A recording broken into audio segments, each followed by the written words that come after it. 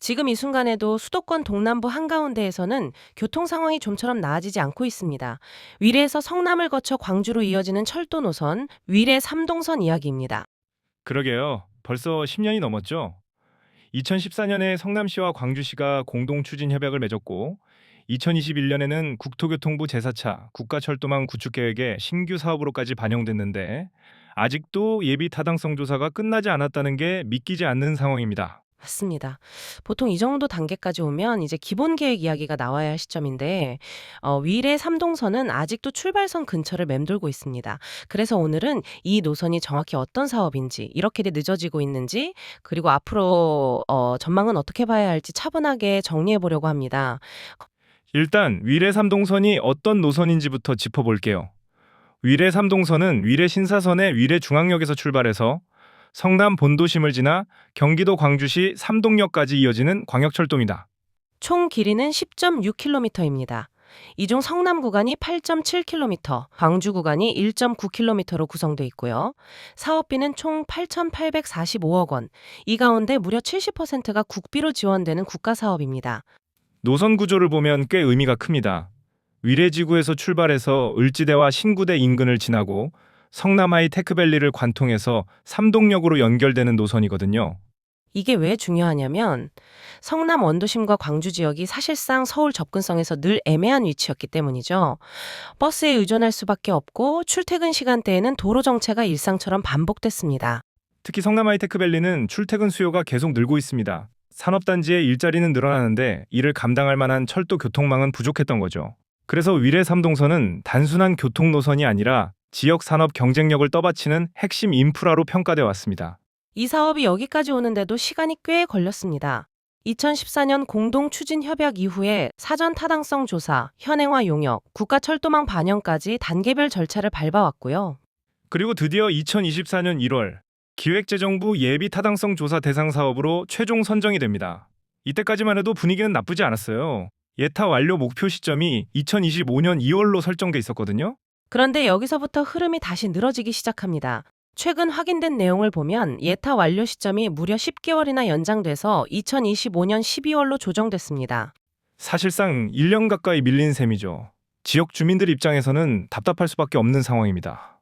그럼 왜 이렇게 지연된 걸까요? 핵심 이유는 따로 있습니다. 바로 위례 신사선 때문입니다.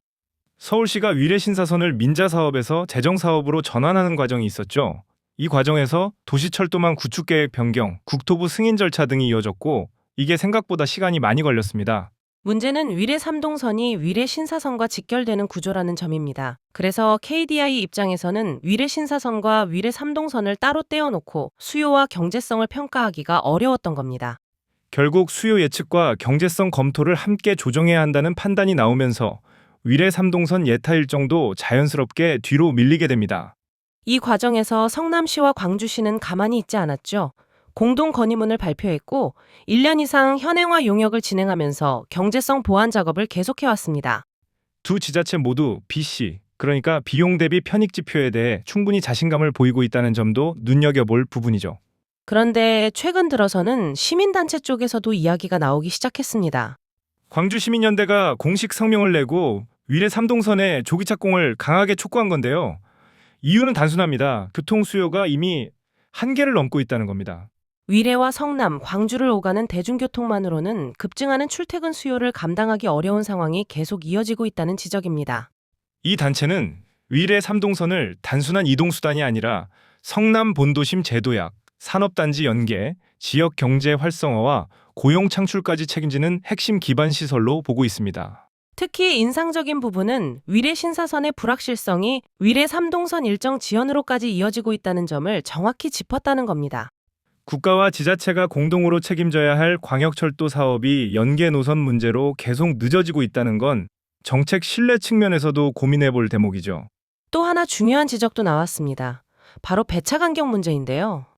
위례 3동선이 위례 신사선과 직결되거나 연계 운행될 경우 출퇴근 시간대 수요를 안정적으로 처리하려면 열차 간격과 증차 계획이 명확하게 설계돼야 한다는 겁니다. 배차 간격은 단순한 기술 문제가 아니거든요. 시민들이 체감하는 교통 편의성과 직결되는 아주 현실적인 요소죠. 아무리 노선이 좋아도 열차가 자주 오지 않으면 사람들은 다시 자동차를 선택하게 됩니다. 그리고 이 부분은 예타 단계에서부터 분명하게 검토돼야 한다는 요구가 나오는 겁니다.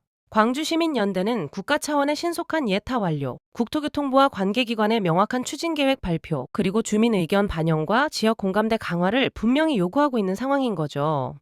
그렇다면 전망은 어떨까요?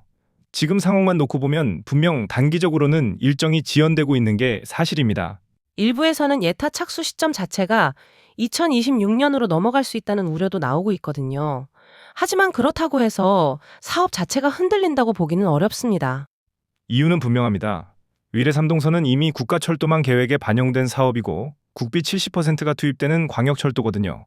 성남 원도심 교통 개선이라는 정책적 필요성, 하이테크밸리 출퇴근 수요 증가, 광주 지역의 서울 접근성 개선까지 이런 모든 명분들은 계속 쌓이고 있는 상황입니다.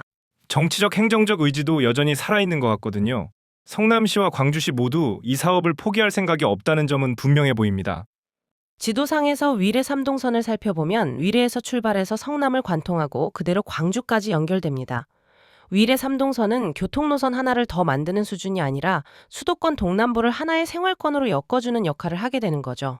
결국 관건은 시간입니다. 언제까지 기다려야 하느냐, 그리고 이번에는 정말 움직이느냐, 이건 내년에 나올 예타 결과를 보면 어느 정도 가늠할 수 있을 것 같습니다. 지금까지 위례 3동선의 개요부터 예타 지연 이유, 그리고 시민단체의 문제 제기와 향후 전망까지 정리해봤습니다. 위례와 성남 원도심, 그리고 광주를 잇는 이 노선은 이미 10년 넘게 준비되어 온 국가철도 사업입니다. 조금 늦어지고는 있지만 앞서 살펴봤듯이 방향 자체가 바뀐 것은 아닙니다. 예타가 마무리되는 순간 기본 계획과 설계 논의는 훨씬 빠르게 전개될 가능성이 큽니다. 알아두면 도움이 되는 위례 성남 광주를 잇는 교통 인프라 이야기였습니다. 좋아요와 구독으로 다음 지식 여정을 함께 하시죠.